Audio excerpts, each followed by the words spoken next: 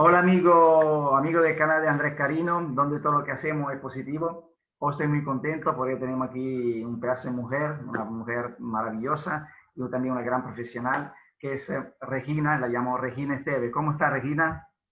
Muy bien, buenas tardes, Todo Andrés, bien. ¿qué tal? ¿Ahí tú de dónde estás transmitiendo? ¿De qué ciudad? Yo estoy en Madrid, vivo en Madrid, aunque soy gallega de nacimiento, pero ya llevo muchos años en Madrid. Ah, muy bien. Galleguiña, a mí me encanta Galicia, me encanta. Bueno, el último viaje que hice presidente fue a Compostela, así que puede ver cómo está enamorado de Galicia. Bueno, entonces vamos un poco presentándote. Regina Esteves es natural, eso de, bueno, gallega, pero que vive en Madrid. Tiene 3 hijos, es coach especialista en gestión emocional y psicología positiva. Ya ahora con la entrevista vamos viendo qué es la psicología positiva. De todas formas, ya mucha gente en nuestro canal lo conoce porque ya hemos hecho entrevistas a otras personas que están relacionadas con eso. Te ayuda a sentirte bien, eso es importante, y pueden visitar su página web que se llama cambiandodegafas.com, si no me equivoco, tú corrígeme cualquier cosa. Bueno, como se dice en Italia, Regina significa reina, por lo tanto, ella es la reina de los coaches, ¿vale? La tenemos aquí. Vale, perfecto. Bueno, vamos a empezar con la preguntita, la primera. ¿Qué características tiene que tener una persona para ser un buen líder, ¿no? Porque tú eres experta en ayudar a la gente a eso, a la estrategia de líder. Sí, de hecho lo que hacemos en nuestra empresa es principalmente desarrollo de liderazgo. Yo me apoyo mucho en la formación que yo he recibido de gestión emocional y psicología positiva. Nuestro core es el liderazgo, pero es que el liderazgo tiene que tener una base detrás. La más importante para mí es el autoconocimiento, ¿no? Bueno, para mí y para expertos. La Universidad de Stanford tiene un estudio de hace unos años donde preguntándole a diferentes líderes de niveles C, CFO, CEOs, les preguntaban cuáles eran las características que ellos consideraban que les había llevado al mayor éxito en su carrera profesional, y muchos de ellos, la gran mayoría, hacían especial hincapié en el autoconocimiento, con lo cual para mí la primera característica que tiene que tener una persona para ser un buen líder es conocerse muy bien a sí mismo, porque solo cuando tú te conoces a ti mismo sabes hasta dónde puedes llegar, sabes qué limitaciones tienes y sabes cómo enfrentarte a los retos que te enfrentas, que como líder son muchos, ¿no? Ese para mí sería el principal, pero después hay muchas cosas que giran alrededor de ser un buen líder, que está pues el entender a los demás, el tener una escucha atenta y ser capaz de entender lo que te están diciendo y lo que están dejando de decir, ¿no? Y una escucha activa donde te asegures de que lo que tú estás entendiendo es lo que te están diciendo. Hay cosas como el saber mirar más allá de lo que está ocurriendo en este momento, pues esa visión estratégica o también visión con diferentes perspectivas. Una persona que sea muy cerrado a las cosas, pues es difícil que sea un buen líder. Tiene que ser capaz de abrir perspectivas, de ver una misma realidad desde diferentes ángulos para tomar decisiones, para saber qué es lo que está ocurriendo en el mercado o qué alternativas tengo, ¿no? Hay muchas cosas alrededor de lo que tiene que ser un buen líder, pero probablemente te diría que para mí la clave es que sea auténtico. O sea, decía, ¿no? El autoconocimiento es muy importante y una vez tú te conoces puedes mostrarte tal cual eres. Si tú no te conoces es difícil ser auténtico porque unas veces reaccionarás de una manera, otras veces reaccionarás de otra, pero cuando eres auténtico, de hecho nosotros en nuestra web de la empresa tenemos un documento que la gente se puede descargar que habla de las claves de liderazgo auténtico. No es tanto vamos a imitar a un líder que conocemos, que nos ha gustado, sino cómo yo, desde mi autenticidad, desde mis fortalezas, desde mis puntos menos fuertes, puedo dar lo mejor de mí mismo. Como Ese decía sería... lo griego, ¿no? Conocer a ti mismo, eso es el primer paso para poder triunfar, ¿no? Y por ejemplo, ahora vamos a ver también si líder uno nace o se hace, ¿no? Por eso la segunda pregunta era esta. ¿Líder se nace o se hace uno con el tiempo? Según tu opinión. Pues mira, yo creo que hay mucha gente que nace con ciertas habilidades que son muy buenas para el liderazgo, ¿no? Una capacidad de influir en los demás, hay gente que arrastra, que transmite una energía positiva de por sí. Entonces sí creo que hay gente que nace con características que ayudan mucho al liderazgo, pero sin duda el líder se hace, porque hay muchas cosas que tienes que ir aprendiendo, porque el hecho de conocerte a ti mismo hace que crees alrededor de ti bueno, al final que reconstruyas tu carácter para conseguir lo mejor de ti mismo, ¿no? Y de hecho hay gente que tiene esas habilidades para ser buen líder y no las utiliza, con lo cual no va a ser un buen líder, aunque haya nacido con esa capacidad innata. Esto se ve mucho en los colegios. Hay niños que ya destacan. Tú te vas a un parque a ver niños jugar y ves cuál es el que dice, oye, vamos a jugar ahora esto. No, pero tú es mejor que hagamos así, así. ¿Qué os parece si ahora hacemos esto otro? Y hay otros que están más observando y tomando la decisión, pues sí, me gusta o no, no me gusta, pero no tiene esa iniciativa, ¿no? Y no arrastra igual. Pues yo creo que sí que hay líderes que nacen con las habilidades de liderazgo, pero hay muchos, y yo creo que la gran mayoría, toca pues, aprovechar lo que tienes, pero aprender muchas cosas, ¿no? Y tiene que haber interés y buena intención en conseguirlo. A mí me gusta No sé qué mucho lo... opinas tú, Andrés, sobre este tema. No, no, yo estoy de acuerdo en 100%. Yo veo a mi niña, por ejemplo, en una líder. Yo lo veo ya con eso porque es una marimandona. Ya cuando va a los juegos así con los niños, ya se nota que tiene su presencia, ¿no? Muchos me dicen, muchos otros padres dicen, no, es mejor que sea así, que sea sumisa, ¿no? Pero bueno, pero también esta fuerza que ella tiene de liderazgo hay que frenarla, porque es mucha energía, es mucha, ¿sabes? Y hay un poco tranquilizarla porque si no puede, pues decirte, molestar a los demás, ¿no? Siempre el líder, claramente una característica que debe tener, en mi opinión, es la humildad.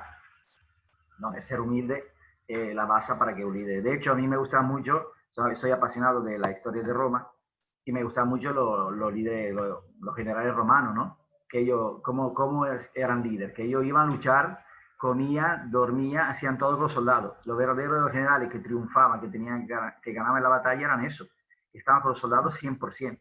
Entonces, los soldados lo veían como un líder, pero como uno de ellos, ¿sabes? Eso que es una característica también importante que he subrayado hoy en día, que tú para ser líder en la empresa, en donde te muevas, tiene que la gente te considere uno de ellos. Con lo que es el poder o la personalidad fuerte, ¿no? Para decirlo así, no, o sea, que la gente no, que te tenga miedo no es bueno. Eso no. O sea, la gente te tiene que ver como uno de ellos, ¿no? Yo creo que esta es un poco, en mi opinión, ¿no? Y eso es bonito, yo creo que digo, se nace con eso y claramente, como dices tú, hay que trabajarlo y estudiarlo y por eso que también tú creo que haces una óptima labor con las personas ayudándolo, ¿no? Hoy en día hay muchos empresarios que te necesitan personas como tú que le ayuden a tener un rumbo, ¿no? Y a tener una dirección, súper importante. ¿Cuánto tipo de emociones existen, no? Esta, si persisten, se transforma en sentimientos. Hablaba un poco de las emociones, ¿no? Que si una emoción se perdura, se transforma. A ver, realmente la emoción en sí es una reacción que ocurre en nuestro cuerpo. Y cuando nosotros la interpretamos y la asumimos, la transformamos en un sentimiento, ¿no? Yo puedo, o sea, el miedo surge de manera natural. Cuando hay una amenaza y mi cuerpo, mi cerebro percibe que hay una amenaza, me lanza mensajes. Entonces yo interpreto o cojo esos mensajes que me está lanzando mi cuerpo y decido pues sentir miedo, sentir terror, sentir pánico. Entonces, clasificaciones de emociones, principalmente hablamos siempre de emociones positivas y emociones negativas, no porque sean unas buenas y otras malas, sino más por el impacto que generan en nosotros, ¿no? Por cómo nos hacen sentir bien, nos hacen sentir mal. Pero, pues pongo un ejemplo muy claro, que es la sorpresa en sí misma no es buena o mala. Quiero decir, yo puedo llevarme una sorpresa tremenda si, no sé, de repente descubro que me ha tocado la lotería y pues es una sorpresa de alegría tremenda. Si la sorpresa es que me han robado en casa, pues esa misma emoción, que lo que hace es disparar una serie de neurotransmisores en mi organismo que dice, atento que algo ha pasado, o sea, la sorpresa te dice, oye, ponte atento porque algo ha pasado, ¿no? Intenta entender qué ha pasado. Pues esa sorpresa en un caso puede ser positiva y en otro caso puede ser negativa. Con lo cual, que las emociones se clasifiquen en positivas o negativas, lo que dice es cómo te hacen sentir a ti. Pero es importante entender que todas las emociones son necesarias para sobrevivir, ¿vale? Si no tuviésemos miedo, pues si el ser humano no tuviese miedo, nuestra especie se había extinguido hace muchos años, Claro. porque un niño se asomaría a un precipicio y se caería. Nosotros mismos saldríamos a cruzar la calle sin pararnos a decir, oye, voy a ver si viene un coche. Quiero decir que si nos fuésemos hacia atrás, en el tiempo, cada vez que surgen nuevos desarrollos o nuevos inventos, si el ser humano no tiene miedo de qué puede pasar aquí, pues nos podríamos haber cargado la humanidad, habernos cargado al propio ser humano, ¿no? Entonces es importante entender la bondad que tienen todas las emociones, ya nos hagan sentir bien o nos hagan sentir mal, ¿no? Y es importante escuchar qué nos quiere decir cada una de las emociones. Esto da para mucho. Me encanta porque, bueno, es algo en lo que me he formado y en lo que estoy continuamente estudiando para poder después aplicarlo en las empresas, ¿no? También, que es principalmente donde más trabajamos nosotros. No te he contado que, no sé si sabes que yo constituí una empresa hace 3 años ya, junto a un socio que se llama Regino. Entonces somos Regino y Regina, la empresa se llama Wavebase, que todo el mundo nos dice llamarle R&R o Regino y Regina, porque ha sido una casualidad muy bonita. Y eso, pues trabajamos principalmente con empresas. Tenemos cosas con particulares ahí que queremos hacer, pero nuestro foco principal es el liderazgo en las empresas. Pero la Y página meter web que... de emociones. Pero la página web de la empresa es la que dije yo, ¿no? ¿O es otra? Cambiando de gafas es mi blog personal. Oh, claro, pero ¿cuál sería la...? La web de la empresa es wave, WAVE, -medio8.com. Ah, ok. Yo después al final, cuando hacemos el vídeo, yo lo pongo para que así la gente se pueda contratar directamente. Bueno, inherente a eso, bueno, yo también soy apasionado de psicología, aparte de haberla estudiado y todo eso, aunque no he terminado la carrera, porque considero que a veces los estudios son un poco, bueno, en mi caso, ¿no? Me aburren un poco cuando son muy esquemáticos, ¿no? Me gusta también hacer investigaciones, ¿no? Hacer investigaciones por mi parte. Y bueno, también he estudiado otras cosas, ¿no? Que no vamos a hablar ahora. Pero sí, conozco el tema de eso, sobre todo soy apasionado de Jung, de Carl Gustav Jung, y él, claro, ha hecho mucho trabajo solamente consciente del inconsciente, ¿no? Y una cosa que mucha gente no sabe, que nuestra mente, como hicimos también en la última entrevista que hicimos el otro día, nuestra mente puede ser nuestra mejor amiga o nuestra peor enemiga, pero que realmente la mente no es ni buena ni mala, sino ella funciona así porque ha sido creada precisamente, como dices tú, para protegernos de eventuales, por ejemplo, la mente inconsciente reacciona de forma automática, ¿no? De forma instintiva. Por ejemplo, si vemos un perro que no ataca a la calle, no vamos a pensar, oh, este perro será bueno, este perro será malo, qué color es. No, directamente o huimos o nos defendemos, ¿no? Es por eso que la mente hace su función. Otra cosa que muchos investigadores todavía no han estudiado y muchas personas no saben que en nuestra mente tenemos todo el conocimiento desde el primer homínido, desde el primero anfibio, diría yo, porque yo en la teoría de Darwin puedo también meter que nosotros no somos provenientes del mono, ¿no? Sino tenemos mejor otra especie que anterior, y eso además, tú también estás hablando con un profesor que acaban de descubrir cosas parecidas a esta, ¿no? Que a lo mejor un día lo entrevistaré. Entonces, de ahí dentro de nosotros está toda esa memoria, ¿no? Y la llevamos. Entonces, por eso que a veces funcionamos de una forma y no sabemos por qué, ¿no? Porque llama una genética, no solamente en el ADN, en el aspecto físico, sino también en la psique, en la mente, ¿no? Porque todavía no está claro la diferencia entre mente y psique, ¿no? Por dónde viene el pensamiento, todo eso es como un poco abstracto, ¿no? Han hecho mucho estudio, pero todavía, como dice, de la psicología es una rama maravillosa por eso, porque como todo funciona hasta donde sabemos, ¿no? Mañana se descubre otra cosa y no tira para abajo toda la teoría, ¿no? Eso también es bonito, ¿no? Sí. Bien, seguimos con la preguntita. ¿Cómo podemos entonces controlar o gestionar mejor nuestra emoción negativa, no? Pues mira, hay como un proceso muy sencillo de contar así para cuando alguien quiere de verdad gestionar sus emociones negativas y las positivas también, ¿eh? Vale para todas, pero sobre todo las negativas, que son las que más problemas nos traen y las que nos hacen sentir peor. Ahí hay un primer paso, que es identificar la emoción, porque tenemos que saber cómo nos relacionamos con las emociones. Hay un cuento precioso, creo que es de Paulo Coelho, no es de Paulo Coelho, bueno, lo buscaré y te lo digo, que habla de la tristeza y de... No, es Cuentos para pensar, no es de Paulo Coelho. ¿Te acuerdas de quién es el libro Cuentos para pensar? No, la verdad que no. En este momento no me viene. Pero lo buscaremos, lo buscaremos. ¿No será de Jorge Bucay, por casualidad? No. Jorge Bucay, mira. Hay un cuento precioso, de hecho en mi blog creo recordar que tengo un artículo que habla de la tristeza y la ira, ¿no? Entonces, a veces la ira se esconde detrás de la tristeza. Entonces, yo no, estoy muy, muy triste, muy triste, muy triste porque mi pareja me ha dejado, no es el caso, pero hay personas que se hunden en la tristeza porque le ha fallado o le ha sido infiel su pareja y no son capaces de dar espacio al enfado que puede estar ahí detrás, ¿no? Gente que a lo mejor entiende que el enfado o ha vivido con la creencia de que el enfado es malo, de que no lleva a ninguna parte.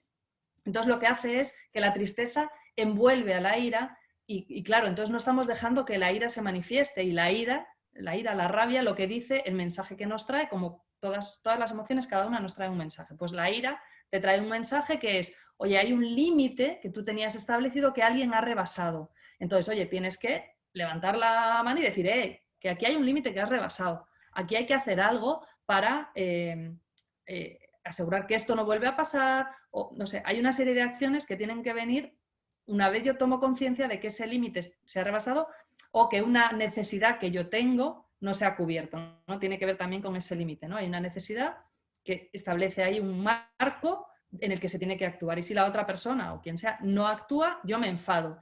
Claro, si yo no doy espacio a la ira y lo que hago es dar espacio a la tristeza que me viene a decir, oye, eh, eh, no es enciérrate, ¿no? Es recógete, dale espacio a ese sentimiento, a lo que echas de menos. Entonces, claro, estás diciendo todo lo que echas de menos, la tristeza lo que te dice es piensa en todo en lo que has perdido y en el valor que tú le dabas a eso y entonces trata de recomponerte sobre esa pérdida. Claro, pero no das espacio a la ira, ¿no? Entonces, por resumir, ¿cuál sería el proceso? Sería, primero, reconocer cuál es la emoción y dar espacio para que se manifieste. Y yo siempre digo, la ira, por ejemplo, dar espacio para que la ira se manifieste no es ponerte a gritar y dar golpes, ni ser maleducado, ni faltarle al respeto a nadie. Es dar espacio para explicar que tú estás enfadado por esto, por esto y por esto. Y esto se puede decir en un tono adecuado, que a veces será necesario alzar la voz, pero no tiene por qué ir una cosa de la mano de la otra, ¿vale? Identificar la emoción. Lo siguiente es regular. Primero es entender cuál es el origen de esa emoción, ¿no? Pongo siempre el ejemplo con el miedo y sobre todo con, o sea, si yo ahora mismo digo, yo podría decirte, tengo miedo de que entre ahora mismo un ladrón en mi casa. Y si lo pienso y me dejo invadir por ese miedo, digo, que tengo miedo. Entonces, oye, identifica el origen. ¿Qué te está provocando ese miedo? Oye, pues es esto. ¿Tiene sentido lo que estás diciendo? ¿Qué probabilidad hay de que ahora mismo un lunes en el momento en que está escuchando cualquiera, que esto se va a quedar grabado, lo está escuchando alguien y dice, ¿qué probabilidad hay de que ahora entren en tu casa a robar? ¿Es posible? Sí. La probabilidad es baja. Quiero decir que es la misma probabilidad, a lo mejor que se destruya ahora mi casa y yo me quede aquí. Entonces, voy a entender cuál es el origen de esa emoción y voy a regularlo y utilizar mi cabeza, mi pensamiento consciente para dar mensajes a mi cerebro inconsciente para decirle, oye, te estás equivocando. Ese ruido que has escuchado no es que están entrando a robar en tu casa. Esto lo podemos extrapolar a cualquier cosa, ¿no? Tengo miedo a salir a la calle y contagiarme del virus.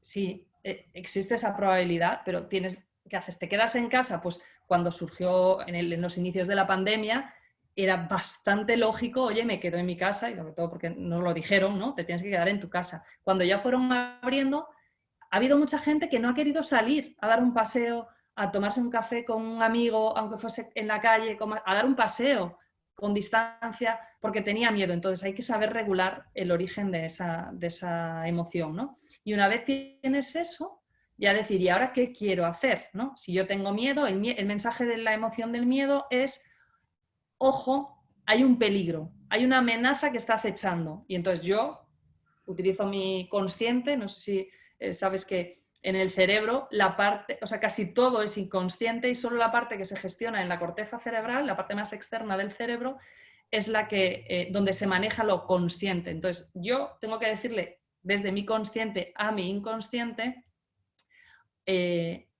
como el miedo viene a decirme hay una amenaza, yo digo, vale, entiendo la amenaza y ahora, ¿qué hago yo cómo me preparo para enfrentarme a esa amenaza. No es me quedo en casa para no contagiarme del virus, ya, pues que si seguimos en esa dinámica es, tengo riesgo de que se me caiga la casa encima, entonces, ¿qué hago? ¿Salgo de casa? No, porque fuera está el virus, me quedo en casa, ¿no? Entonces, ¿qué puedo hacer? Oye, pues si creo que mi casa está en mal estado, voy a llamar a alguien para que arregle el tejado porque está mal. O voy a salir a la calle en ciertos momentos o con ciertas personas que me disminuyan esa posible amenaza. Entonces, ya os digo, es dar espacio a la emoción, entender cuál es, entender el origen que me provoca esa emoción y regular su intensidad para decidir cómo actúo. Siempre tiene que haber un paso de acción. ¿Qué hago yo con esto que ha pasado? No nos podemos quedar enterrados en esa emoción. Me da igual que sea la ira, que el aburrimiento, que la tristeza, que el asco, que cualquiera que sea, ¿no? La frustración. Muchas veces nos quedamos ahí con la emoción y no le damos salida a qué hago con esto, ¿no? Que vienen a darnos un mensaje para que hagamos algo. Sí. No sé si ha entendido. Yo es que además Sí. me encanta hablar de esto y me lanzo. Más que yo estoy en misma sintonía contigo porque eso es un tema que yo manejo, ¿no? No, más de parte que, en mi opinión, que además yo he escrito también en mi libro, cómo poder también solucionar esos temas, la opinión es esa, que en ese mundo se divide en dos tipos de personas. Las personas que todavía están dormidas, entre comillas, que no han despertado. ¿Y qué significa eso? Que no se ha dado cuenta de una cosa principal, que es que tú eres creador de tu vida. ¿Qué significa? Que nuestra mente está conectada con la materia, ¿no? Eso no lo digo yo, eso lo dicen muchos estudios científicos y la física cuántica y muchísimas cosas que ya hoy en día están más que masticadas, ¿no? La neurociencia, etcétera, ¿no?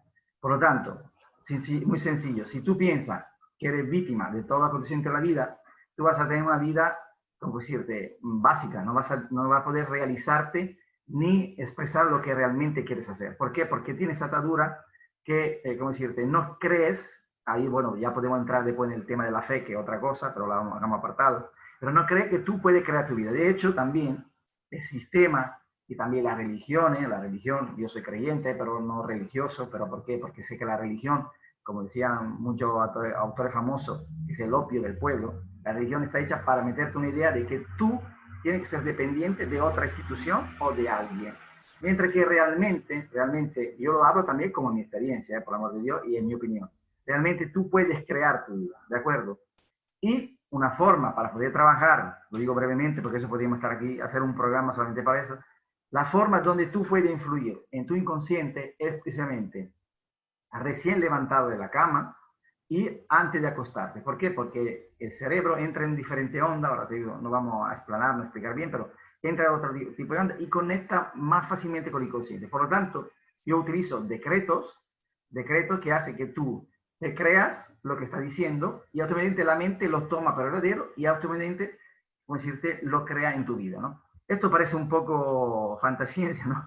Pero hay muchas personas que lo hacemos, que hemos practicado esto y funciona. O sea, de hecho, me voy a remitir a los niños. Yo lo veo con mi hija, siempre lo digo en los vídeos, y mi hija tiene una potencialidad de crear impresionante. ¿Pero por qué? ¿Por qué los niños tienen esa creatividad, esa capacidad de crear? Porque todavía no están, entre comillas, contaminados como nosotros. ¿De acuerdo? Nosotros, el sistema, es como si el cerebro fuera un ordenador, ¿no? Entonces le han metido demasiada información, entre comillas, a veces también negativa, que te impide creerte lo que puede hacer, ¿no? Si tú a un niño le dices, tú no sirves para nada, no tiene las manos de mantequilla, entonces ese niño lo toma como realidad, porque ellos no tienen filtro. Entonces, una mente que se está formando, ¿no? Porque la mente se forma hasta los 20, 25 años, todavía no está formada. Eso lo pasa también, lo verás tú con tu hijo cuando será adolescente, ¿no? Que dice que reaccionan siempre de forma instintiva, ¿no? Pero porque la mente no la tiene formada, es una cosa natural, no hay que echarle la culpa a ellos, ¿no? Por lo tanto, vemos que mi hija, por ejemplo, desea algo, boom, se lo regala o lo tiene, ¿sabes? Tú dices, pero ¿cómo es posible? ¿Sabes? Uno que está ahí, que lo ve de fuera, se da cuenta que es así, ¿no? Entonces, yo siempre, había un señor que a mí me gusta mucho que se llamaba Jesús de Nazaret, que era un carpintero, y él decía mucho, hay que, para entrar en el reino de Dios, hay que volver a ser niño. Y los mismos grandes jefes de Israel no lo entendían lo que decía él, pero él se refería a eso, hay que ser como un niño en el sentido de ver la vida con alegría, con expectativa, con ganas de hacer y creérselo lo que puedes hacer, que puede hacerlo todo. Por lo tanto, sin limitaciones, ¿no? Entonces, intentamos quitarnos el chip de todo lo que tenemos ahora y volvemos a resetearnos y volvemos a ser como niños. Veremos que vamos a tener un cambio en nuestra vida. Perdona si he dicho eso, pero era un poco para colegarme con lo tuyo, ¿no? Bueno, seguimos preguntando, pero me encanta hablar contigo por eso, porque tenemos la misma inquietudes, ¿no? La misma interés. Vamos a hablar un poco de la visión, que yo la llamo así, pero realmente la mayoría la llaman propósito de vida, ¿no? ¿Está siempre relacionada con tu talento o no? Me la explico un poco esta pregunta, ¿no? Por ejemplo, la gente realmente dice, bueno, yo soy yo qué sé, fotógrafo, ¿no? Me gusta la fotografía, pues yo ese talento lo pongo a disposición y entonces ese es mi propósito de vida, ¿no? Pero resulta que a veces hay gente que a lo mejor dice, bueno, yo a mí me cuesta hablar en público, lo he hecho, hago el esfuerzo, ¿no? Lo consigo y después experiencia que he tenido yo la pongo a disposición. Entonces vemos que uno aprovecha los talentos, ¿no? Y otro aprovecha a veces las debilidades, ¿no? Fortaleza, debilidades. ¿Tú piensas que también es así?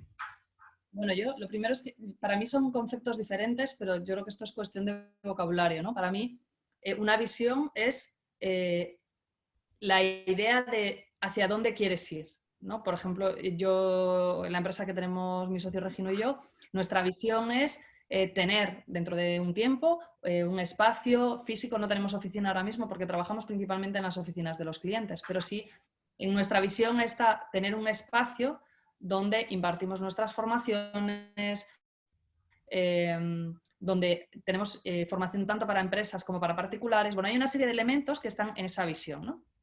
Una visión, pues mi visión hace 6 años, cuando yo me empecé a formar como coach, mi visión era, yo me dedicaba al mundo de la consultoría IT en aquel momento. Entonces, cuando yo definí mi visión era, quiero dedicarme a la formación en el ámbito de desarrollo personal y quiero ver cómo puedo, desde mi experiencia de haber sido ejecutiva en una compañía, en una consultora, haber asumido puestos de dirección, haber gestionado equipos y proyectos, cómo puedo ayudar desde mi experiencia y sobre la base del desarrollo personal a otros directivos a alcanzar su mejor versión, ¿no? Ese es el concepto visión, es un diseño de un futuro al que yo quiero llegar, que cuando llegue pues podré cambiarlo o por el camino puedo ir adaptándolo. Y el propósito para mí sería la manera en la que quieres vivir, ¿no? Mi propósito de vida ahora es, yo quiero cambiar o sea, no quiero cambiar a las personas, quiero aportar diferentes perspectivas a las personas para que esto les permita crecer como profesionales, ¿no? Es como, de alguna manera es, por eso mi blog se llama Cambiando de Gafas, porque me gusta, digo que yo voy por la vida regalando gafas que te dan una nueva perspectiva. Si tú tienes unas gafas con pocas o sea, con poca graduación y yo te dejo unas donde puedes ver más detalles que hasta ahora no estabas viendo, eso te puede permitir tomar decisiones que hasta ahora pensabas que no podías tomar, ¿no? O ver opciones que hasta este momento no tenías identificadas. Entonces, para mí el propósito está más enganchado con el ¿para qué? ¿Para qué hago lo que hago? ¿Qué sentido le doy a lo que hago, ¿no?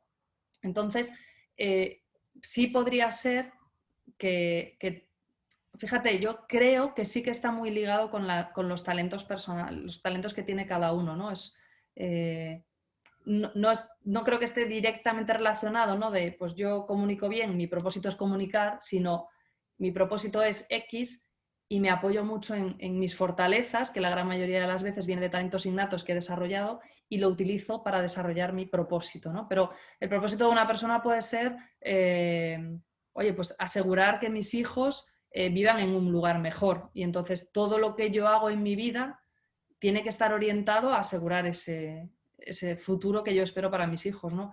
Por eso lo bueno de tener un propósito en la vida es que todas tus decisiones, si machean, si encajan bien con ese propósito, sabes que son correctas, y si no encajan, pues dices, esta no es la buena, ¿no? Te pongo un ejemplo. Yo cuando tenía claro que mi propósito era esto de cambiar de gafas, ¿no? Ir regalando gafas por el mundo para que la gente pueda ganar nuevas perspectivas, para liderar mejor, para ser mejor persona, para ser más felices.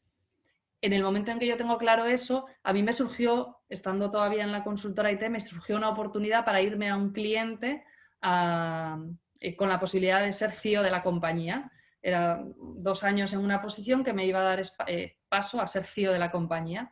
Y era muy tentador en ese momento poder asumir ese rol, pero digo, es que esto no tiene nada que ver con el propósito que yo he decidido darle a mi vida, ¿no? ¿Qué sentido he decidido darle a mi vida? Con lo cual rechacé esa oferta y seguí caminando mi camino y tomando decisiones que estuviesen alineadas con mi propósito hasta que en un momento determinado conozco a Regino Quirós y empezamos a tener conversaciones y como yo ya venía tiempo trabajando en cómo va a ser mi futuro, pues era la pieza que encajaba. Supe ver esa oportunidad, que hay mucha gente que me dice, qué suerte tuviste de conocer a Regino y que le encajases. Y digo, hombre, puedes verlo como qué suerte que justo en ese momento apareciese él, o puedes verlo como, fíjate, llevo desde hace muchos años estudiando, desde hace muchos años digo, pues desde antes de empezar la universidad yo ya me leía libros que tenían que ver con el crecimiento personal. Entonces, han sido años de ir trabajando e ir aprendiendo y ir investigando en mí misma qué cambios podía ir teniendo como responsable de un equipo, como responsable de un área dentro de una multinacional, qué cosas a mí me estaban sirviendo y ahora desde esa experiencia digo, es que ahora yo puedo aplicar esto. Si yo no hubiese tenido todo ese recorrido, haber conocido a Regino Quirós en ese momento, pues no habría significado nada, como no significa para muchas personas. Quiero decir que en ese momento yo estaba en el momento adecuado, en el lugar adecuado, para que la oportunidad me cogiese trabajando, ¿no? Que suelen decir, ¿no? Que la oportunidad te pille trabajando, porque entonces sí que se puede decir, ay, qué suerte, pero con todo lo que conlleva. Y otro error que hace la gente es eso, decir qué suerte, ay, qué suerte, no, hay que le tocó justamente porque en el momento justo o porque sus padres tienen dinero. O sea, cuando una persona tiene éxito, entre comillas éxito, porque el éxito es siempre para mí relativo y personal, ah, no, es que ha tenido suerte, ah, no, que le ha entrado a la lotería, o que no, realmente el verdadero éxito es la que, como haces tú, que se te construye tu trabajo día por día, incorpora a tu actividades cada día una cosa, entonces con el tiempo y teniendo una meta clara, como decía Seneca, hay que siempre tener en cuenta el puerto de llegada, ¿no? Porque si no tienes una idea, una meta donde llegar, te va dando vueltas, ¿no? Y el barco se pierde, ¿no? Porque da vueltas siempre alrededor. Entonces Bien, eso. Después se puede también decir al revés, que Regino ha tenido suerte en encontrarte a ti. O sea. bien, también, efectivamente. Cuando vea el vídeo le diré, oye, sí, ha tenido Por mucha eso que suerte en yo, encontrar. Fíjate, que digo, hay un libro que a mí me encanta de este tema de la buena suerte, que es de Alex Rovira. sí, No sé si lo has visto, pero describe muy bien esto, ¿no? Dos situaciones, o sea, la misma situación, cómo dos personas lo enfrentan y como el qué buena suerte, qué mala suerte. Oye, pues es que la buena suerte es habértelo trabajado para que en el momento adecuado se dé la circunstancia oportuna, ¿no? Entonces, bueno, yo creo que las oportunidades están ahí para todo el mundo y solo el que llega en el momento adecuado y preparado es el que puede aprovecharla, ¿no? Pero creo que muy pocas cosas, o sea, podemos hablar de azar, pero en general de buena suerte, a mí me gusta mucho ese libro porque lo describe muy bien y me parece que hay pocas cosas que queden ajenas a este planteamiento, ¿no? y si no, lo tengo ahí, lo he leído, está muy interesante. Pero bueno, yo precisamente no creo que las cosas pasen por casualidad, todo tiene un sentido. Y cuando, por ejemplo, hay un libro muy bueno que, bueno, los japoneses ya tenían mucho claro desde hace ya miles de años cómo descubrir el propósito, que a través del Ikigai, no sé si lo conocen, ¿no? Hay el libro de Ikigai, esos son buenos libros también. Pero bueno, al final importante, yo digo, la vida no es lo que haces ni tampoco quién eres, sino realmente cómo eres tú, cómo tú te presentas a los demás, en el sentido como decía tú al principio, de la parte de la verdad, ¿no? No es tanto ni lo que posee, ni lo que tú haces en tu vida, sino quién eres tú y cómo tú aportas, ¿no? Entonces la gente te recuerda siempre, aunque nosotros aquí el paso de la vida yo siempre digo, como una parada de autobús, ¿no? Es muy corto, ¿no? Y para la gente te recordará un tiempo y ya no pasaremos en el olvido, ¿no? Porque es justo que sea así, ¿no? El mundo es dinámico y hasta, yo digo, hasta casi los familiares con el tiempo, por pasar de muchos años, casi no se acuerdan de ti, ¿no? Aunque lo digo entre comillas en broma, ¿no? Pero es así. Entonces, ¿cómo te recordarán al principio? Esos pocos años que te recordarán por lo que tú has transmitido, por lo que tú has dado a tus seres queridos, a tus amistades, a tus clientes. ¿De acuerdo? Por eso siempre, yo, en el libro que he hecho, Mindfulness para tu negocio, lo he hecho precisamente por eso, porque yo no coincido separar lo que es la parte familiar y crecimiento personal del negocio o del trabajo. Para mí, tú no puedes tener en tu casa un infierno y estar mal ¿sabes? Esta negociación no positiva y después funcionar en el trabajo. Para mí esto es, no, para mí, de hecho lo he visto con muchos personas que conozco que se han separado porque se han dedicado precisamente al 100% a la faceta laborativa, que está bien, pero no estás soltero, tú tienes una familia. Entonces, claro, tienes que tener, como dice, la conciliación familiar y la conciliación con todo, con la amistad, etc. Tiene que haber, porque si no, no funciona y tampoco tú eres feliz, ¿no? Porque realmente el equilibrio es lo que te lleva a ser la felicidad, ¿no? Seguimos, dice, por tu experiencia, solemos, eso, hablando de esto, solemos expresar nuestra emoción en el trabajo, o en el trabajo nos retenemos un poco. Yo creo que en general existe muy poca educación en gestión emocional, con lo cual, en general, en todos los ámbitos de nuestra vida, personal o profesional, nos cuesta gestionar las emociones. Entonces, yo creo que en la parte personal las dejamos más al albedrío, quiero decir que si te alegras mucho, pues lo celebras y a veces no medimos porque estamos en un entorno conocido y entonces pues exageramos a veces las emociones positivas y lo mismo con las negativas, no me enfado y pues dejo que se abra la caja de Pandora y dejo que todo salga sin gestionar yo la emoción. Y creo que en el ámbito profesional nos cortamos mucho más. Entonces, más que gestionarlas, yo creo que las controlamos. Entonces, que no se me vea demasiado contento, a ver si van a pensar que con esto yo me conformo, que no se me vea demasiado enfadado, porque es que si no, no sé qué. Entonces, incluso que no se me vea triste, porque van a pensar que soy un flojo.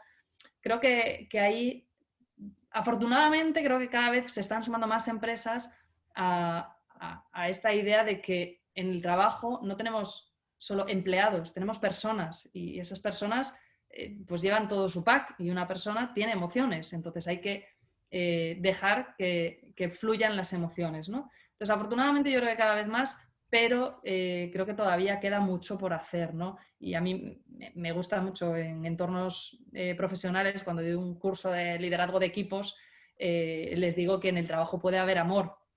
Y eso no significa que yo tenga que enamorarme de una persona que trabaje conmigo, sino que el amor es una emoción que realmente es casi como, hay quien la define como la suma de otras muchas emociones positivas, como puede ser el respeto, la confianza, o sea, la diversión, el orgullo, la serenidad. Cuando todas esas emociones fluyen juntas, surge el amor, ¿no? La conexión con otras personas, el querer crear algo juntos. Ahí hay amor, por mucho que nos cueste. Entonces yo intento ser como muy disruptiva ahí, hablarles de amor y entonces dicen, jo, pues sí, cuando hay conexión con otra persona, pues sí que podemos decir, ¿no? Hay respeto, hay orgullo de trabajar juntos, pues todo eso está ahí. Pero sin irnos al amor, que esto cuesta mucho más, tiene que haber diversión en el trabajo, ¿no? Si nadie se divirtiese en su trabajo, pues no saldrían muchas de las cosas que están ocurriendo en las empresas, ¿no? Nadie sería capaz de innovar si no se divirtiese y nadie sería capaz de poner un sistema en marcha si no, no sé, si no hubiese alegría por hacer lo que está haciendo, si no hubiese en momentos de serenidad donde la cosa puede estar más tranquila o orgullo de pertenecer a un equipo. No sé, hay un montón de emociones positivas que tienen que estar ahí y yo creo que cada vez, afortunadamente, se le está dando más espacio, como mínimo, a que los líderes entiendan un poco que la gestión emocional es importante, ¿no? Y que si una persona de mi equipo está triste, tengo que dejar espacio a esa tristeza, o si se enfada por algo, no puedo enfrentarme a él y pues no te enfades, ¿no? Tengo que saber gestionar mi emoción, o sea, si yo me enfado porque él se ha enfadado, o yo me enfado porque el equipo no está dando lo mejor de sí mismo, o lo que yo espero que dé, pues tengo que saber gestionar mi emoción para desde ahí gestionar a mi equipo, ¿no? Entonces, bueno, yo creo que poco a poco vamos ganando terreno. Es una de mis cruzadas que he empezado de introducir más los conceptos de emociones en el trabajo. De hecho, una de ellas, después hablaremos sobre más emociones positivas, no sé si quieres que lo comentemos ya, como uno de los pilares del bienestar, que habla Martin Seligman, ¿no? Ahora sí, ahora vemos que en la pregunta, pero yo también soy partidario, como dices tú, yo creo que muchas veces está claro que en un grupo, como somos seres humanos y funcionamos con nuestra mente, con nuestra psicología, pues hay personas que te caen mejor y otras que te caen peor. Es lógico, eso no pasaba en el colegio, en la escuela, etcétera, ¿no? Pero es verdad que, por ejemplo, yo soy la idea de hacer desayuno de trabajo donde la gente se conozca, ¿sabes?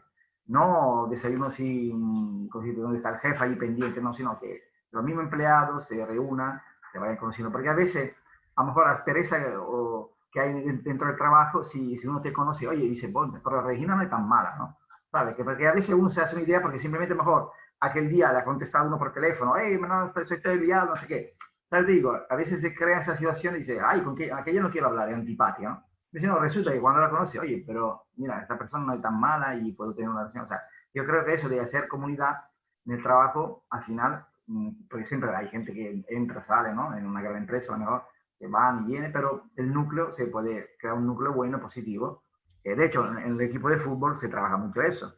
Una cosa de que eso, que Italia ha ganado la Copa de Europa, aprovecho para decirlo, fue presidente eso. Una cosa que comentaban los chicos era, hemos estado 50 días juntos y no queríamos irnos, estábamos súper bien. Y eso es la fuerza que le ha dado al equipo de ganar, ¿no? La unidad, de poder estar bien, la unidad hace que pueda conseguir el objetivo y eso se puede traspolar a la empresa como haces tú.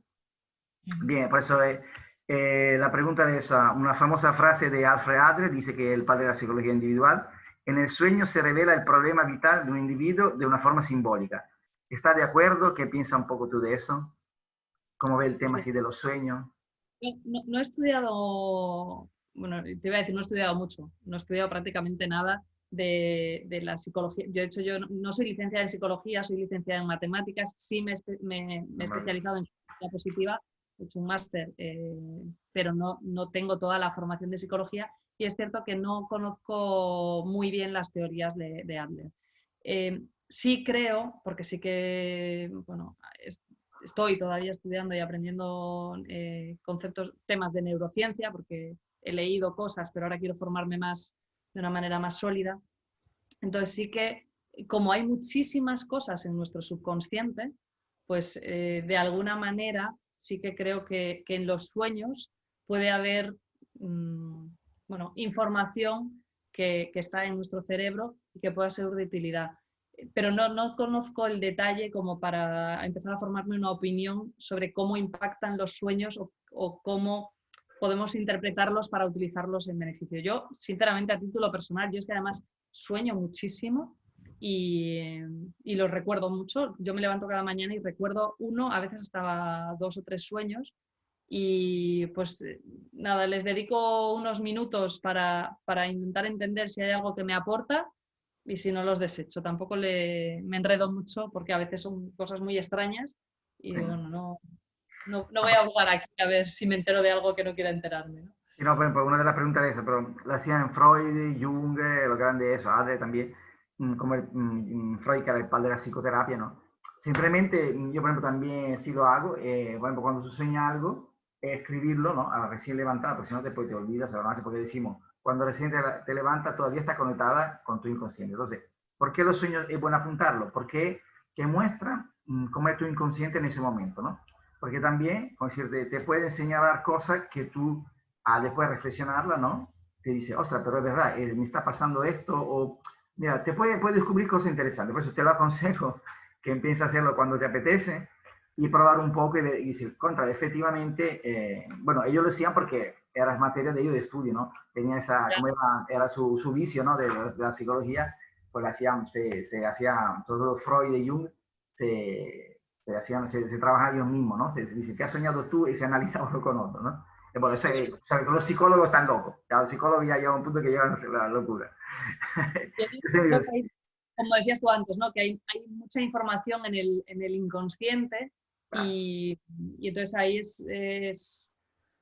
yo creo que hay tanta que es complicado gestionarla desde el consciente, ¿no? Entonces, bueno, me quedo con la tarea de leer un poquito más sobre las teorías que ellos tenían, porque de Freud sí que he leído alguna cosa, pero hace tiempo. O algún libro parecido de algún autor más moderno, ¿no? Y que que habla de sueño y todo eso, que verá que te va a ayudar muchísimo. Bueno, hablamos eso de Seligman, que es impulsor de la psicología positiva, eso sí que el campo en el que tú también has estudiado, ¿no? Decía que para ser felices hay que enfocarse en 3 aspectos, ¿no? Yo un poco lo he resumido, porque he oído también un trabajo de él. Emociones positivas, el flow, que es fluir. Había un libro muy bueno que se llama Flow, ¿no? Ahora creo que tiene un nombre ruso. El ruso Mihaly Csikszentmihalyi. eso yo no lo sé pronunciar. Que me ha encantado, me ha encantado. Y después, y tener una vida con propósito, ¿no? ¿Estás de acuerdo con eso? Pues mira, esto es del principio de los tiempos. Martin Seligman, tú lo sabes, para los que no lo saben, él fue el impulsor de la psicología positiva. Él llevaba ya desde muchos años atrás. De hecho, él empezó a trabajar con los temas del optimismo, porque veía que había personas que ante circunstancias negativas de la vida reaccionaban de una manera más positiva que otras. Entonces empezó a investigar cómo se comportaban las personas, ¿no? Y si ante unas consecuencias negativas de un hecho determinado, cuando se repetía ese hecho, cómo reaccionaban las personas, ¿no? Lo estudió con animales al principio y después con personas. Entonces, él ya llevaba muchos años investigando estos temas de cómo puede ser que hay algunas personas que tienen mayor bienestar por defecto que otras, y después se fue uniendo a otros especialistas que iban estudiando otros aspectos que estaban muy alineados con lo que él decía, ¿no? Y hace unos 20 años a él lo nombran presidente de la Asociación Norteamericana de Psicología y Psiquiatría, y entonces él pone encima de la mesa la necesidad de definir, de darle entidad a la ciencia de la psicología positiva dentro del ámbito de la ciencia. Y hasta ese momento el concepto de psicología positiva no existía y ahora existe como ciencia. Y no es tanto, a veces se confunde con el positivismo, ¿no? De todo está bien, no pasa nada, mira la vida con optimismo. No es así. Yo sí te pregunto a ti, Andrés, ¿para ti qué es la felicidad? No sé si eres capaz de darme una definición así inmediata o tendrías que pensar un poco, ¿no? A ver, déjame pensar, ¿no? ¿Qué es la felicidad? Tengo Yo que creo que pensarlo. a todos nos pasa, ¿no? No hay una definición establecida, seguro que en la RAE tenemos una definición, ¿no? Pero cada uno de nosotros, el concepto de felicidad está asociado a unas cosas determinadas. Y tú y yo podemos estar viviendo una vida muy, muy, muy similar porque tenemos el mismo tipo de trabajo. No sé, yo me pongo, por ejemplo, dos altos ejecutivos de una empresa, no el CEO, que es digamos, el consejero delegado, que hay uno. Dos directivos que estén por debajo del CEO, que tengan una casa similar, que tengan una familia parecida, pues tengan mujer y dos hijos, o tres, me da igual, que vivan incluso en la misma zona, que tengan situaciones familiares similares y que en su trabajo tengan más o menos los mismos problemas. Cada uno va a entender la felicidad desde su propio prisma, con lo cual no existe una receta de la felicidad que nos valga para todos, porque yo puedo decir, yo soy muy feliz con 3 hijos, y hay quien me diga, pero tú estás loca, yo me volvería loca con 3 hijos, yo quiero uno, o no quiero ninguno, no quiero hijos, ¿no? O de verdad puedes ser feliz viviendo siempre en la misma ciudad. Yo me aburriría, a mí me encanta viajar por el mundo continuamente. Quiero decir que esto es muy personal. Entonces, para mí, me gusta mucho el modelo PERMA de la psicología positiva, porque son como 5 ingredientes y cada uno, o sea, lo que dice Martin Seligman es, para ser feliz necesitas al menos uno de estos 5 ingredientes. Si tienes los 5, mucho mejor, pero al menos uno. En la medida de lo posible, ten 3 bien cuidados, porque si uno se cae en algún momento, siempre tendrás algo a lo que agarrarte para mantener tu felicidad. Entonces, estos 5 ingredientes, uno es emociones positivas, como tú has dicho, que ahí lo ha trabajado mucho Barbara Fredrickson. Entonces, tiene que haber emociones positivas en tu vida. Si no hay ninguna emoción positiva, pues es difícil que alcances la felicidad, ¿no? De manera como un estado constante. Ser feliz no significa que en un momento determinado estés triste, incluso que en tu vida vivas con tristeza, ¿no? Una persona que está viviendo en un campo de refugiados puede que viva con mucha tristeza en su día a día, ¿no?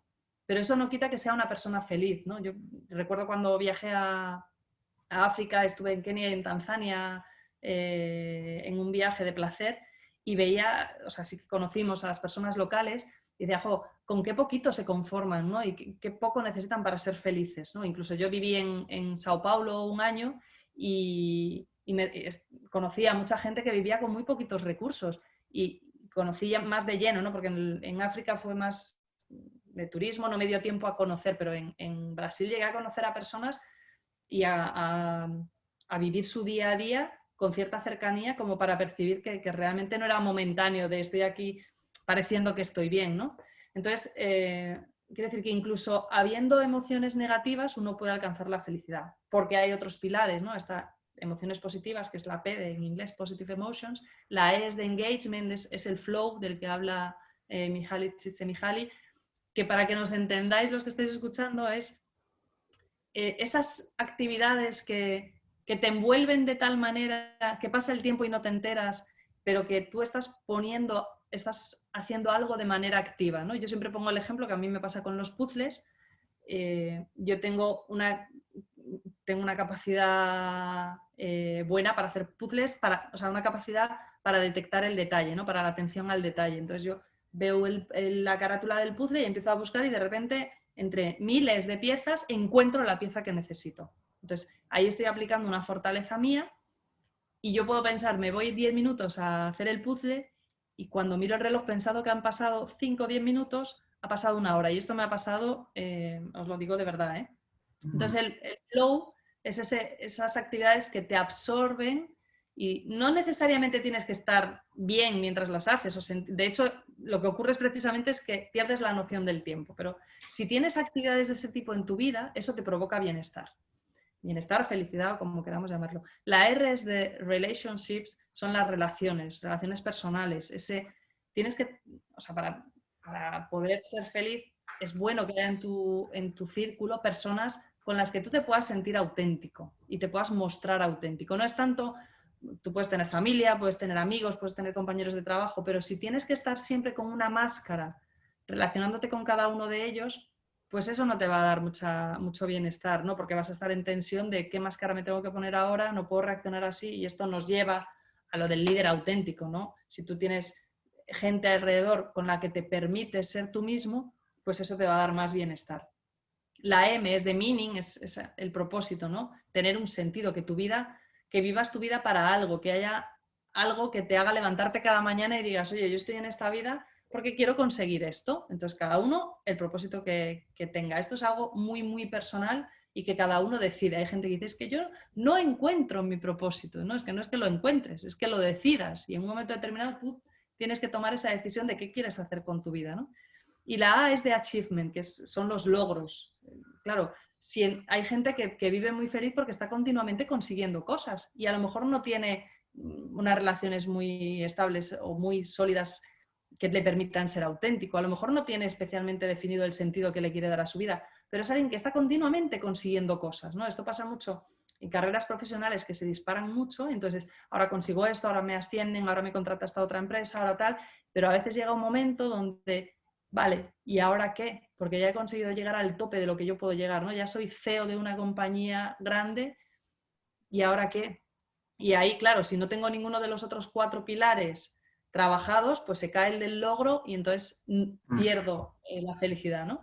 Por eso a mí me gusta mucho que interpretemos estos 5 pilares como los ingredientes y tenemos que llenar nuestra alacena, ir asegurándonos que tenemos ingredientes suficientes para que si nos falta uno, oye, puedo hacer mi receta de la felicidad con los otros, ¿no? Entonces, por eso hay que cuidar, asegurarnos que tenemos una red de personas con las que nos podemos mostrar auténticos. Y esto, lo que dice la psicología positiva es, oye, señores, claro, no te he dicho cuando Martin Seligman lo nombran responsable, o sea, presidente de la Asociación Americana de Psicología y Psiquiatría, él lo que dice es, en el primer congreso, señores, la psicología viene de manera tradicional tratando de resolver problemas, de ayudar a las personas que tienen alguna patología, que tienen alguna enfermedad, a ayudarles a estar bien. Pero hay muchísima gente que no tiene ninguna patología y desde la psicología les podemos ayudar a incrementar su bienestar. Porque hay mucha gente, y lo vemos continuamente, ¿no? En nuestras vidas. Yo lo he vivido,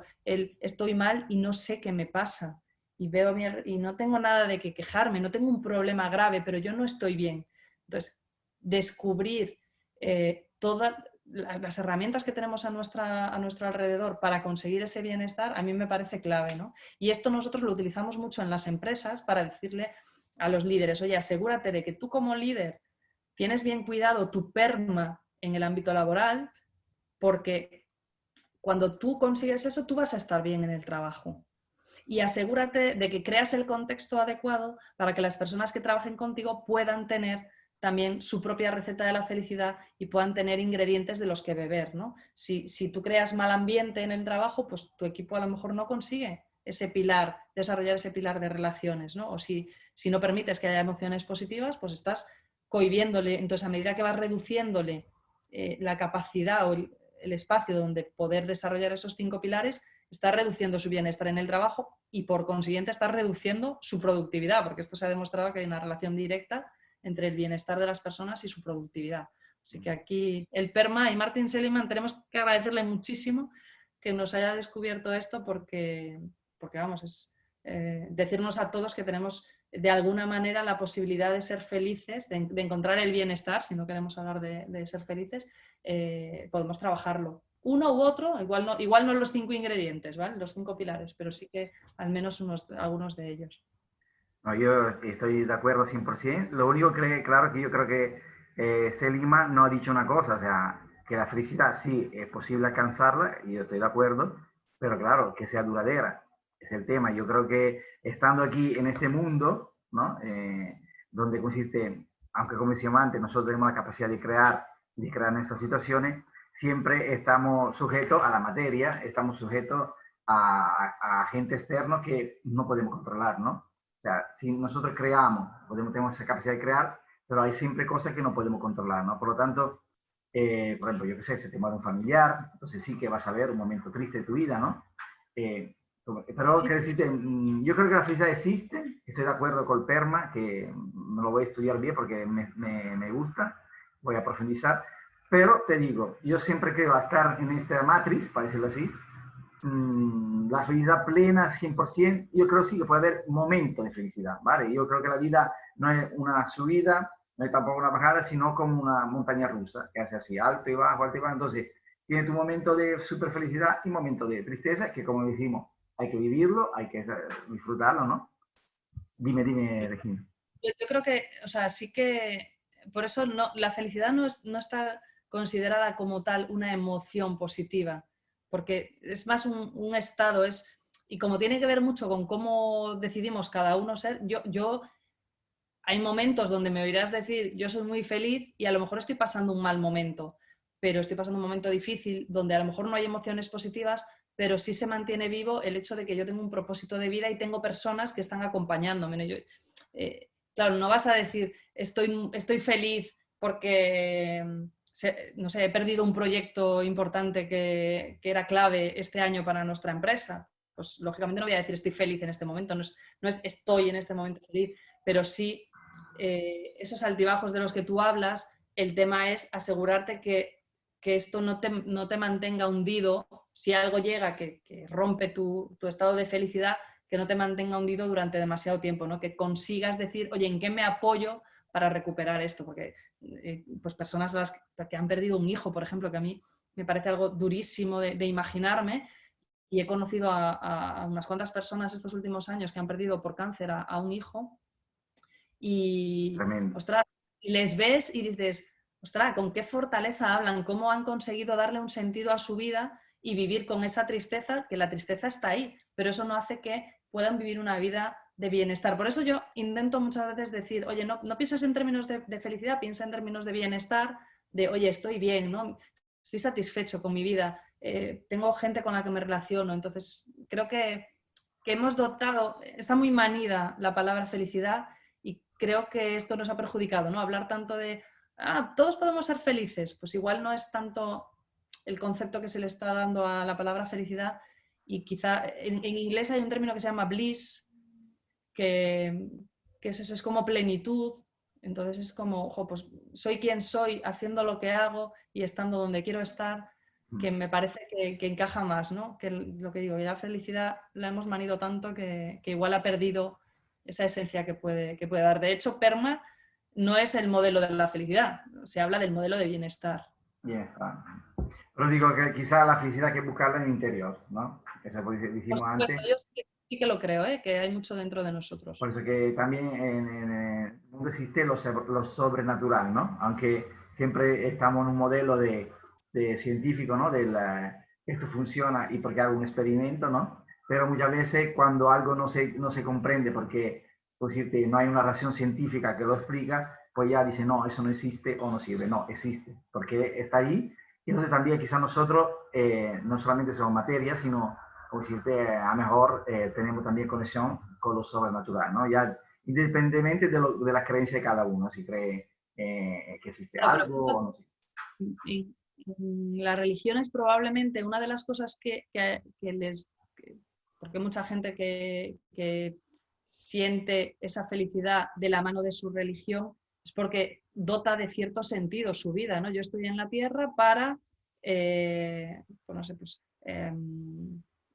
para vivir como un santo o para trasladar el mensaje de hablabas, ¿no? Pues Jesús de Nazaret. Pues muchos cristianos que sienten de verdad, se sienten felices porque tienen fe, realmente la relación con el PERMA sería a través del sentido que le dan a su vida, ¿no? Entonces, como tiene sentido vivir lo que están viviendo, pues se mantienen en ese bienestar que otras Exacto, personas que no tienen fe les cuesta más encontrar esa paz, ¿no? exacto. Pero yo, por ejemplo, me gusta, como te decía antes, separar lo que es la religión de la fe, ¿no? O sea, son dos Ya, cosas ya, distintas, sí. porque yo, como decirte, he ido a eso, he hecho parte de la religión, pero ya en este momento de vida, desde hace un tiempo, bastante tiempo, he salido de ella, porque he visto, repito, mi experiencia personal y respeto, si uno está metido en una religión, perfecto. O sea, lo respeto 100%, ¿no? Para que me entiendan. Pero yo he salido, me he extrapolado de ahí porque he descubierto otra forma de vivir la fe sin tener que estar en una comunidad, ¿no? Y repito, pero cada uno, esté donde esté, yo hablo de mi experiencia y de lo que mi pensamiento y lo que yo he vivido, ¿no? Yo cuento lo que yo he vivido, mi experiencia, ¿no? Entonces puedo decir que yo ahora estoy plenamente mejor, más relacionado con la divinidad o con eso sobrenatural, ¿no? Estando mejor en mi casa que perteneciendo, ¿no? No tiene que ver una cosa. Religión no es sinónimo de creencia, ¿de acuerdo? Si tú estás en religión, está bien, está perfecto, cada uno, y como está bien, que sea ateo, etcétera, ¿no? Pero, de hecho, siempre nombrando al carpintero, él decía, los últimos tiempos, no se adorará a Dios ni en esa iglesia, ni en aquella, ni en esa religión, sino desde la verdad. O sea, desde la verdad que cada uno tiene y lo que cada uno cree, ¿no? Entonces yo creo que también ahí habría que, también esos son términos, estamos hablando de cosas que siempre viene, estamos haciendo enunciado, ¿no? Porque eso tiene unas cosas que son muy grandes, ¿no? Pero bueno, lo importante es eso, como dices tú, la búsqueda de la felicidad, que estaban los señores griegos, que también ellos lo hacían desde el principio, y toda la filosofía, ¿no? Que se ha desarrollado, que es una pena que ahora ya no se estudie en la escuela, pero eso, lo importante, como dices tú, es ser felices, conseguir la felicidad. Y hoy hemos fluido porque hemos sido como el ruso ese que tú sabes pronunciar perfectamente y yo no me atrevo, porque la voy a fastidiar, que dice que hemos fluido porque llevamos una hora ya de entrevista, por lo tanto ya vamos hacia arriba. Hemos fluido, no nos hemos dado cuenta que ha pasado una hora. Pues yo ya terminé de aquí, decirte que muchísimas gracias, que de verdad de corazón, Regina, acabo de conocerte como una persona que me transmite mucha paz, mucha, ¿cómo se puede decir?, estabilidad, mucho amor, como decías tú, ¿no? Porque siempre digo, las que son madres, para mí ya, una mujer que no es madre, una mujer que llega a ser madre, ya hay un cambio en su vida espectacular, ¿no? Y todas que conozco me lo confirman, ¿no? Porque la relación de cuando alguien tiene a un hijo es, por eso nosotros lo hemos visto, lo sabemos, pero los que que están solteros y no tienen hijos no lo saben, ese amor es maravilloso. Entonces el amor de madre es lo que hace que tú ya en tu vida pues, te desprenda ese amor por todos los poros, ¿no? Entonces ya con eso ya es una base que tiene a tu favor. Pues yo te mando muchísimos abrazos. Si quieres terminar, si quieres decir algo, muchas gracias de verdad. Quiero agradecerte que hayas creado este espacio, que me hayas invitado a charlar este ratito contigo para bueno, pues compartir aquí reflexiones entre los dos y bueno, es que yo como soy una apasionada de las personas y creo que de todo el mundo se puede aprender, pues me encanta conocer gente nueva y tener este tipo de conversaciones y aportar aquello donde yo pueda aportar un poquito de lo que he aprendido, pues que bienvenido sea. Nada, yo a los que nos están escuchando, que hayan llegado por ti, les invito a que me sigan en mi canal de Instagram y que entren en mi blog. Ya después dejaremos los enlaces. Y los que habéis llegado por mí, os invito a que os conectéis a Instagram de Andrés y a su canal de YouTube, que tiene entrevistas muy interesantes para descubrir a personas que nos pueden aportar a nuestra vida para alcanzar nuestra mejor versión, que siempre estamos en un camino constante de ser mejores, de querernos más y de vivir más felices. Así que un placer haber estado este ratito contigo, Andrés. Muchísimas, muchísimas gracias por dejar este espacio No, para que gracias a podamos... ti. Muchísimas gracias a ti. Y nada, a todo nuestro oyente del canal de Andrés Carino, de donde todo lo que hacemos es positivo, pues espero que hayan disfrutado y vamos a tener siempre entrevistas muy interesantes. Y todo lo que hacemos realmente lo hacemos por eso, para aportar y que la gente se sienta un poco entretenida en esta horita que hemos pasado juntos, pero sobre todo que le hemos podido dar algunos tips que puedan reflexionar, que eso es lo importante. Y como siempre decimos, crecer en la vida a todos niveles, sea personales que profesionales. Un abrazo grande, un beso a todos, hasta la próxima. Que sigan bien.